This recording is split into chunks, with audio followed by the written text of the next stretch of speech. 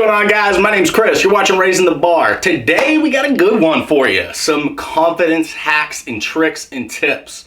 So we're going to go over 5 different ways that you're ruining your confidence. Things that you might not even realize that you do every day, but ultimately it's leading you down the wrong path. So let's kick it off with number 1, putting other people down. This could come in a variety of different ways, but if you're the quote-unquote hater of your social circle, or you make other people feel less than, or maybe you joke around with somebody a little bit too much that you're close to, maybe a ball buster, if you will, well, guess what? Knock it off. Because when you're projecting that kind of energy out there, when somebody tries to do something and maybe they fail or they don't do it well, and you come behind them and make fun of them for it, indirectly, let's be honest, the reason that you do that is to make yourself feel better about who you are. Now, if you're a jokester and you're purely joking, and maybe it's one of your really good friends, that's different.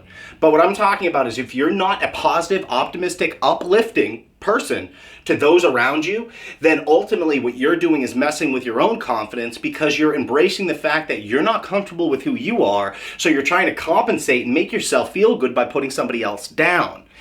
I want you to disregard that entire habit. If you do that, get rid of that. Because at the end of the day, when you do something like that, not only are you making somebody feel less than, you're demotivating them. And you're trying to do it to make yourself feel better. Get rid of that crap, man. Get rid of it. It's nonsense. I want all of us to be uplifting, motivating to those around us. When somebody wants to try something that you deem ridiculous or something like that, it doesn't matter. It's not your choice.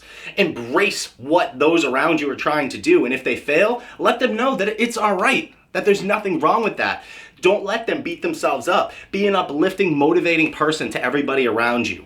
Because ultimately, that's what we need this day and age. We need a social circle full of uplifting, driven, and motivated people that want to help everybody out. And if you can embody that type of ideology with your social circle, with your family, and those that you have around you on a daily basis, guess what? You're going to find yourself in a way better position later on, because you're going to be able to feel good about yourself in the right way.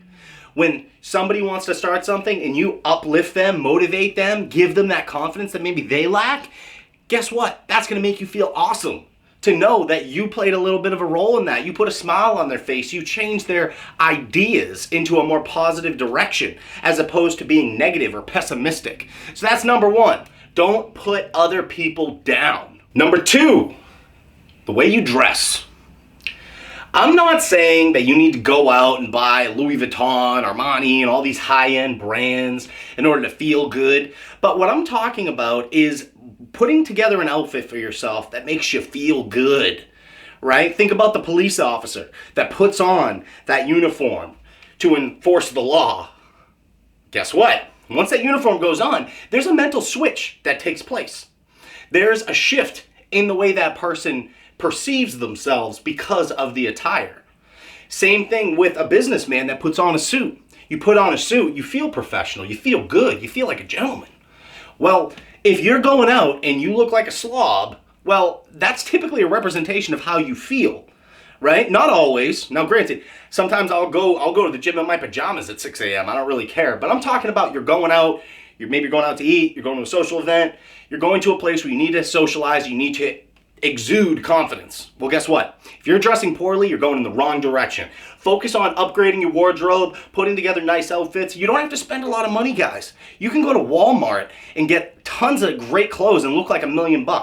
If you find clothes that fit you well, make you look good, and most importantly, make you feel good, then your level of confidence is gonna go up. So that's step 2. Stop dressing like crap, guys. Dress nice. Number 3 is being way too agreeable. When somebody asks you for your opinion on something, don't just agree with somebody. We have our own opinions, our own ideas, our own philosophy on a variety of things. And if you're just sitting there just agreeing, just being a yes man to the people around you because you don't want to come across as opinionated or maybe conflict with somebody else, well, guess what? You're robbing them of the true reason they're asking the question to you in the first place. If somebody comes up to you and says, hey, how's this outfit look? Does it look all right? And in your head, you're like, nah, man, that don't look good. Well, they asked you because they want to know if it looked good. So if you're like, hey man, nah, it doesn't look good. Maybe you should change the undershirt. Maybe you should change the top. You should do something like that. They'll appreciate that. Have your own opinions. And when you do that, what you'll find is that you're going to feel a higher sense of self-worth as a result of having your opinions and expressing them. If you just let people walk all over you because maybe you don't want the conflict, or maybe you just don't feel good about expressing yourself, knock it off. Knock it off. If you have an opinion, state it. State it confidently and state it with conviction, because if that's how you feel, there's a reason that you feel that way. Now, I'm not saying to go out and start fights with people or anything like that, so let's just make that clear. But what I'm talking about is not being agreeable, and don't be a yes man. Number 4, overexposure to social media. I did another video on this. You guys already know my stance on this. When you're sitting there and you're reflecting on the highlight reel of somebody else's life, and you're constantly sitting there scrolling through Facebook, scrolling through Instagram, and you're seeing how great everybody else's lives are, and you internalize that and feel bad about your own situation, that is not doing much for your confidence, right? This is what you're exposed to. This is what you see.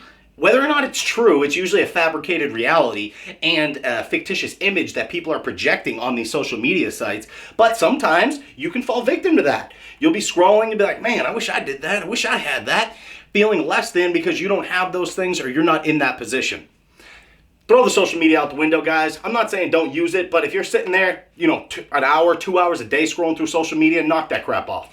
Knock it off. You're not doing yourself any favors. You're robbing yourself of being content with where you are right now. Ultimately, it's clouding your judgment about your current situation, and it's not boding well for your level of confidence. I personally try to abstain from social media as much as possible. I don't post things. I don't comment on things. Every once in a while, maybe I'll comment on something. But I try not to engage in it. I use it as a networking platform to stay in touch with the people that I care about and make myself accessible to that same set of people if they need to reach out to me. That's what it should be used for. If you're going on there trying to be all braggadocious, then guess what? You're just trying to fill a void at that point.